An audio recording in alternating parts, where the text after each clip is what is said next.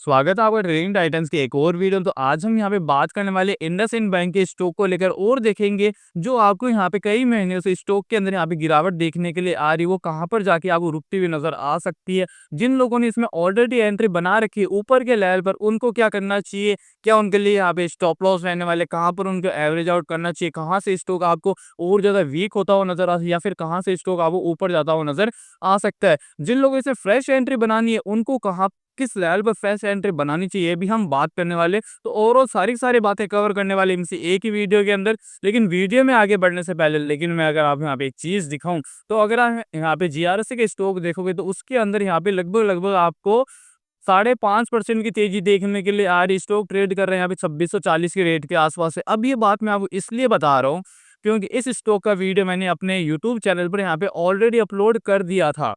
जैसा कि आप यहाँ पे देखोगे तो मैंने इसका वीडियो ऑलरेडी अपलोड कर दिया था 1 महीने पहले। तो जिन लोगों ने इस वीडियो एंड तक देखा होगा और यहाँ पे लेवल्स को फॉलो करके एंट्री बनाई होगी, तो उनका करंटली यहाँ पे अच्छा खासा प्रॉफिट बनता हुआ नजर आ रहा होगा।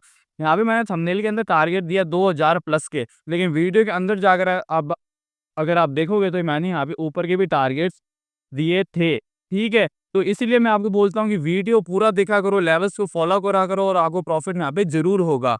तो अब चलते हैं हम आज के स्टॉक के ऊपर। तो जैसा कि आपने यहाँ पे शो हो रहा है, जो अपना इंडस इंड का स्टॉक वो यहाँ पे ट्रेड कर रहा है 771.05 की रेट पर। ठीक है, आज के दिन स्टॉक के अंदर यहाँ पे 1 पॉइंट की तेजी देखने के लिए आई, यानी 0.14% से स्टॉक ऊपर है। अब अगर मैं आपको यहाँ पे दिखाऊं कि स्टॉक 5 दिन में अपन को यहाँ पे 0.32% की गिरावट दिखा चुका है। ठीक है, नॉर्मल, कुछ खास नहीं है।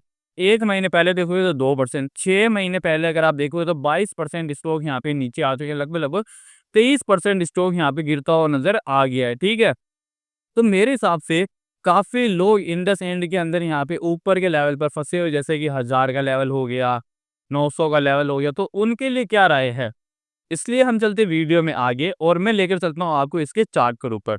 तो जैसा कि आपको यहाँ पे श्योर हो, मैंने यहाँ पे इंडस इंड का डेली टाइम फ्रेम का चार्ट खोला हुआ है। और अगर आप यहाँ पे देखो, स्टॉक में कॉन्टिन्यूस यहाँ पे गैप डाउन ओपन हुआ, फिर वापस से यहाँ पे कंसल्टेशन और फिर वापस से गैप डाउन ओपन हुआ और वापस से स्टॉक इधर ही ट्रेड करता हूँ नजर आ रहा है। ठीक है, अब इसकी एनालिसिस के लिए मैं लेकर चलता हूँ आपको इसकी वीकली टाइम फ्रेम के ऊपर।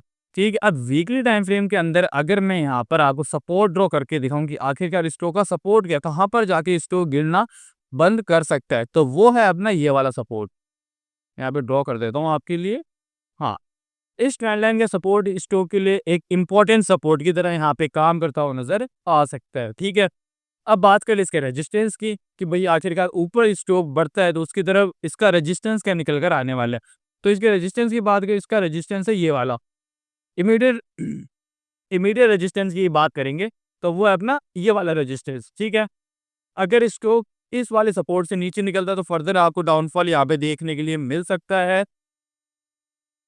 उसी तरह अगर स्टॉक आपको यहाँ पे ऊपर का जो यहाँ पे रजिस्टर उसको ब्रेक डाउन देता है, तो यहाँ पे पहला टारगेट सॉरी हाँ, तो आपको यहाँ पहला टारगेट ये वाला देखने के लिए मिल सकता है। फिर आपको यहाँ पे स्टॉक थोड़ा कंसोलिडेशन हो गया ऊपर जाता हुआ नजर आ सकता है। ठीक है, ये तो बात हो गई। लेकिन अब अगर मैं आपको यहाँ पे एक चीज दिखाऊं डेली टाइम फ्रेम के ऊपर चल के, तो आप यहाँ पर देखोगे कि स्टॉक के अंदर 2 बार यहाँ पे बड़े बड़े गैप डाउन ओपन हो रखे हैं। अगर मैं यहाँ पे आपको ड्रॉ करके भी दिखा दूं, तो वो गैप डाउन अपने ये वाले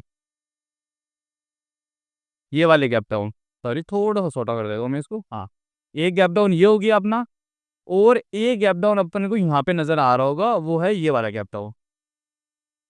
ठीक है, यहाँ पे आपको 2 gap down most major major जो गैप डाउन वो यहाँ पे नजर आते हुए नजर आ गए होंगे। ठीक है, यहाँ से स्टॉक ओपन हुआ, यहाँ पर गिरा, यहाँ से स्टॉक ओपन हुआ, फिर यहाँ से सीधा नीचे गिरा। अब अगर आप यहाँ पर देखोगे तो एक बार मैं ये हटा देता हूँ, 1 सेकेंड, ताकि अच्छे से समझा सकूँ मैं आपको। मैंने गैप तो बता ही दिया। ठीक है, अब स्टॉक पे यहाँ पे फंडा क्या रहता है कि स्टॉक आपको गैप फिल करता हुआ नजर आएगा। जब भी गैप डाउन होता है या फिर गैप अप होता है, तो वो गैप आपको फिल करता हुआ नजर आता है। अब जैसे ये है, तो आपको ये गैप तो फिल होता हुआ नजर आ गया होगा कि जो यहाँ से गैप आया था यहाँ तक का, वो तो ऑलमोस्ट फिल हो चुका है। ठीक है, ये गैप तो फिल हो चुका है, लेकिन ये जो यहाँ पर गैप है 1200 के लेवल के आसपास का, ये भी फिल होना बाकी है। और स्टॉक का फंडा ये रहता है कि स्टॉक लेट ही सही, पर यहाँ पे इस गैप को फिल करने के लिए जरूर आएगा। ठीक है, तो जिन लोगों ने ऊपर के लेवल पर बाय कर रखा है, तो मेरे हिसाब से उनको वेट एंड वॉच करना चाहिए। जब यहाँ पे गैप फिल हो जाता है, तो आप यहाँ पे अपनी प्लानिंग कर सकते हो। आपको एंट्री लेनी है, एग्ज़िट करना है या फिर यहाँ पे स्टॉक के अंदर बना रहना है, ठीक है? ये मैंने आपको बात बता दी, ठीक है? तो अब बात कर लेते हैं आखिरकार अगर स्टॉक नहीं इसके ऊपर निकलता है, इस रजिस्टर से, तो यहाँ पे क्या टारगेट्स रहने वाले? तो इसके ऊपर निकलने से पहले तो आपको ये टारगेट फेस करना पड़ेगा जो कि अपना 860 के आसपास का, ठीक है? अगर 860 के भी ऊपर निकलता है तो दूसरा टारगेट आपको यहाँ पे देखने के लिए मिल सकता है, वो है 944 का। इसके ऊपर निकलता है तो यहाँ से आपको सीधा टारगेट देखने के लिए मिल सकता है, सॉरी, इससे पहले यहाँ पे रेजिस्टेंस है जो कि 1010 के आसपास का। फिर आपको यहाँ पे टारगेट देखने को मिल सकता है 1100 तक के लेवल के आसपास का, ठीक है? फिर यहाँ पे गैप फिल करने के लिए आ सकता है। उसी तरह अगर इसके नीचे ब्रेकडाउन दे देता है, तो यहाँ से आपको फर्दर डाउनफॉल स्टॉक के अंदर देखने के लिए मिल सकता है। तो ये ओवरऑल एनालिसिस होगी अपने इंडसइंड बैंक के स्टॉक को लेकर। तो कैसा लगा आपको आज का वीडियो? कमेंट सेक्शन में कमेंट करके जरूर बताएं। ऐसी और वीडियोस के लिए ट्रेडिंग डायरी चैनल को सब्सक्राइब जरूर करें।